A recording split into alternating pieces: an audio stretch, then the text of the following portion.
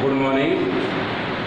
Subject SST, Standard 8, Lesson number 4, book आपकी भूगोल।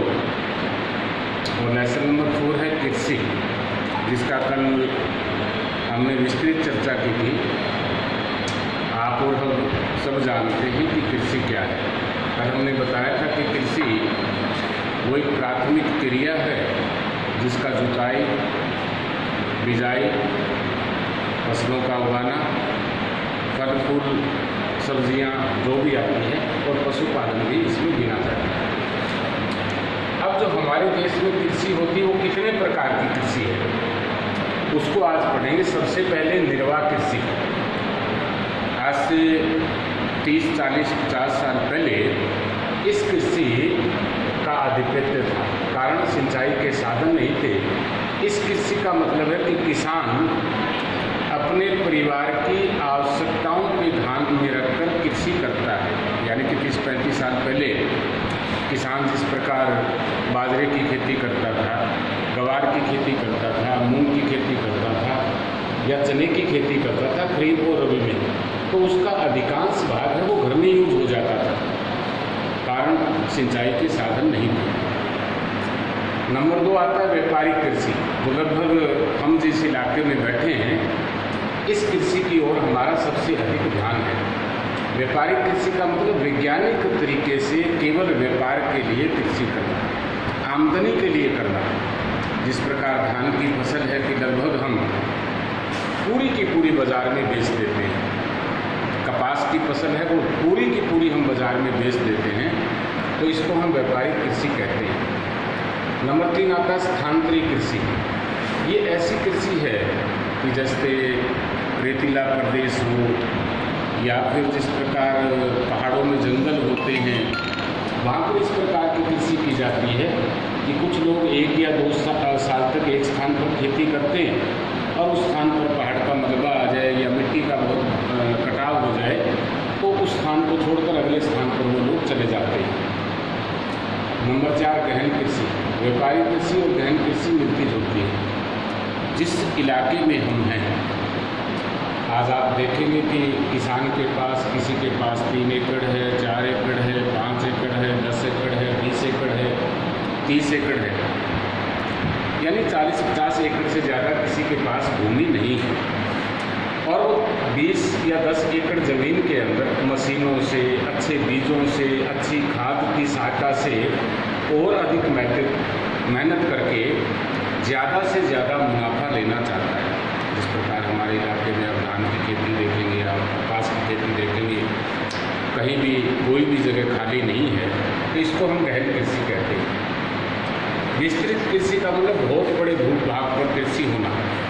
अब चाय का बागान है वो 1 किले में कोई धान की फसल नहीं होगी, 1 किले में नरमा नहीं लगाया जाएगा। यानी कि नरमे और धान से हम कंपेयर करते हैं। यदि कोई चाय का बागान लगेगा वो कम से कम 50-100 एकड़ में लगेगा। जिस प्रकार रबड़ की खेती है, गन्ने की उत्तर प्रदेश में खेती, ये विस्तृत कृषि होती है बड़े भूभाग। नंबर 6 रोपण कृषि। पौधों की रोपाई करके जो कृषि की जाती है ये भी एक प्रकार की, जैसे रबड़ साउथ में जाते हैं, चाय, कौवा, धान, इस प्रकार की फसलें हैं जो रोप कर, उसको रोपण कृषि कहते हैं।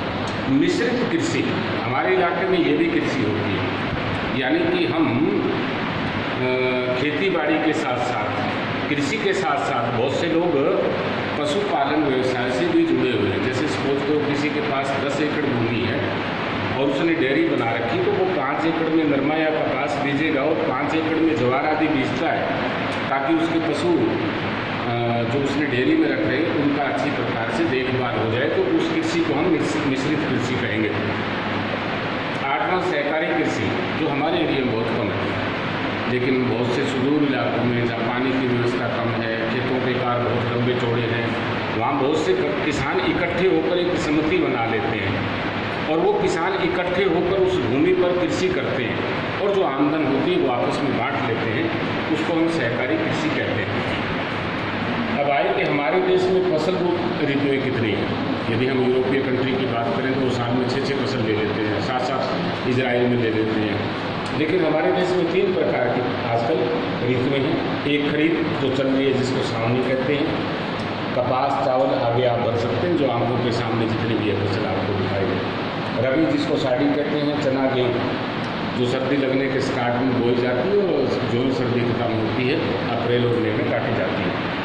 एक जायद तीसरे प्रकार की फसल भी हमारे उत्तर भारत में होने लगी है। मई जून जुलाई ये 3 महीने ऐसे होते हैं कि गेहूँ की तुरंत कटाई के बाद में ज़मीन जब खाली होती है तो लोग ककड़ी बीज देते हैं, खरबूजा बीज देते हैं, खीरा बीज देते हैं, चारा आदि की फसलें लेते हैं। इसको हम जायद फसल कहते हैं। 3 प्रकार की फसलें हमारे एरिया में होती हैं। कृषि में सरकार जो होती है वो किस प्रकार सहयोग करे? सबसे पहले सिंचाई के साधन उपलब्ध कराए, यानी कि जहाँ पर सिंचाई व्यवस्था नहीं है वहाँ पर सरकार का काम है कि नहरों का जाल पहुँचाया जाए, यानी कि नहरों का पानी जो है वो पानी खेतों तक पहुँचाया जाए, ये सरकार का काम है। अच्छे बीज उपलब्ध करवाना भी सरकार का काम है। कृषि के नवीन यंत्र, यानी कि खेती बाड़ी के अंदर जो नवीनतम यंत्र आ रहे हैं जिससे अधिक उत्पादन हो उनसे भी सहायता करना। नंबर 4, रोग व कीड़ों से फसलों की रक्षा। सरकार एक बहुत बड़ी चीज़ होती है कि किसी भी एरिया के अंदर यदि फसलों को बीमारी होती है, फसलों को कीड़ा लग जाता है तो तुरंत, जैसे हमारे एग्रीकल्चर यूनिवर्सिटी एशिया में सबसे बड़ी यूनिवर्सिटी है एग्रीकल्चर को देखें तो ये भी सरकार का काम है। नंबर 5, खाद और उर्वरक समय पर उपलब्ध कराना, जैसे यूरिया है, DAP है आदि। और नंबर 6, किसानों को उचित फसल का दाम देना। लागत से दोगुना दाम देंगे तब ये कृषि व्यवसाय है भारत का फल फूल का रहेगा। तो पूरी कृषि का लेसन आपने पढ़ना। उसके बाद में आपके पास जब ये आएगा कि चावल के लिए किस प्रकार की भूमि होनी चाहिए। पता है आपको, चावल के लिए समतल भूमि होनी चाहिए, चावल के पौधे में पानी खड़ा होना चाहिए। चावल की जो खेती है गर्मियों में बोते हैं और हम सर्दी लगने पर काट देते हैं। श्रमिकों की अधिक आवश्यकता पड़ती है कि दोनों प्रकार के कार्य लगभग हाथों से करने पड़ते हैं। और भारत की मुख्य खाद्यान्न फसल भी चावल है। उसके बाद गेहूँ आता है, ये रबी की फसल है, सर्दियों में बोई जाती है, गर्मियों में काटी जाती है।